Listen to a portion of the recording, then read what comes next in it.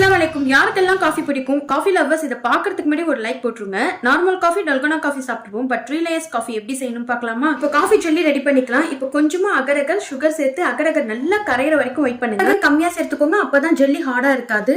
அடுத்து instant coffee powder சேர்த்து நல்லா மிக்ஸ் பண்ணி ஒரு கிளாஸ்க்கு ட்ரான்ஸ்ஃபர் பண்ணிடுங்க.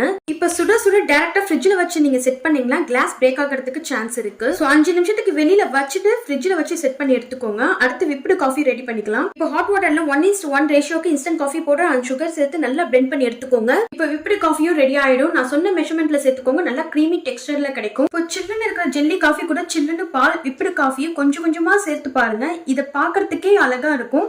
இப்போ கிளாஸை கையால எடுத்து நல்லா ஷேக் பண்ணி பாருங்க. ஒன்னோட ஒன்னு மிக்ஸ் ஆகாம அப்படியே இருக்கும். இது சாப்பிடறதுக்கும் ஒரு ப்ரொசீஜர் இருக்கு. கண்டிப்பா ஒரு ஃபோக் எடுத்துக்கோங்க. ஃபோக்கை வச்சு நல்லா மிக்ஸ் பண்ணிட்டு அதுக்கப்புறம் குடிச்சு பாருங்க. அமிர்த மாதிரி இருக்கும். கண்டிப்பா ட்ரை பண்ணி பாருங்க. இந்த 3 லேயர்ஸ் காஃபியை ட்ரை பண்ணிட்டு கமெண்ட் பாக்ஸ்ல கமெண்ட் பண்ணுங்க. அஸ்ஸலாமு அலைக்கும். தேங்க்யூ ஃபார் வாட்சிங்.